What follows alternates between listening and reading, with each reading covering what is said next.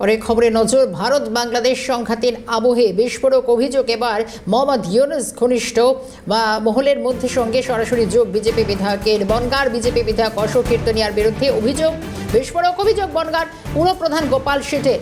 বিধায়ক অবৈধভাবে সুপারি এবং ছেঁড়া সুতোর কাপড়ে ব্যবসা চালাচ্ছেন। সীমান্তবর্তী অঞ্চল দিয়ে একাধিকবার বেআইনি পণ্য পাচার হয়েছে। অভিযোগ বনগাঁর পুরপ্রধান গোপাল শেঠের। যদি অভিযোগ অস্বীকার বিজেপি বিধায়ক অশোক কীর্তনিয়ার।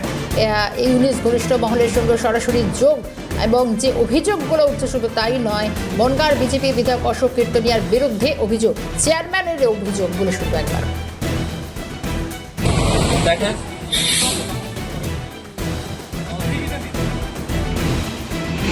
বর্তমান বিধায়ক অশোক কীর্তনিয়া, তার নেতৃত্বে বাংলাদেশের ইউনূসের অত্যন্ত আপনজনদের সঙ্গে ইনলিগালি বিভিন্ন অবৈধ মালের ব্যবসা চলছে। এখানে সমস্ত র্যাক্স নগাড়ি ধরা পড়েছে, এটাকে সরানোর চেষ্টা করা হচ্ছে এবং তার 5 গাড়ি এবং আরেকজনের 4 গাড়ি মাল ডিআরআই আটকেছে। দীর্ঘদিন ধরে অশোক কীর্তনিয়ার নেতৃত্বে বর্ডারে বিভিন্ন রকম অবৈধ কাজ হচ্ছে। ইউনূস ওপাশে আছে বলেই এপাশে আসতে পারছে। অশোক কীর্তনিয়ার সঙ্গে ইউনূস সরকারের ভালো সম্পর্কের জন্য হতে পারে এবং বেটেল নাথ, যেটা বাংলাদেশ থেকে সুপারি আসে, সেটাও অবৈধ, যেটা ভারতবর্ষের ভয়ের কারণ হতে পারে। কি মাল আসছে, কি অস্ত্র আসছে, সুতরাং সেইখানে গিয়ে দিয়ে দেশের ক্ষতি হয়ে যাবে না তো। অবিলম্বে কেন্দ্রীয় সরকার এবং রাজ্য সরকারের দৃষ্টি আকর্ষণ করছি, অন্যথায় আমরা তৃণমূল কংগ্রেস পরিবার রাস্তায় নেমে বৃহত্তর আন্দোলনে যেতে বাধ্য।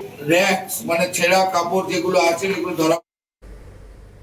এদিকে বিজেপি বিধায়ক অশোক কীর্তনিয়ার বিরুদ্ধেই অভিযোগ গোপাল শেঠের। অন্যদিকে পাল্টে কি সাফাই দিয়েছেন অশোক কীর্তনিয়া, কি বলছেন শুনবো।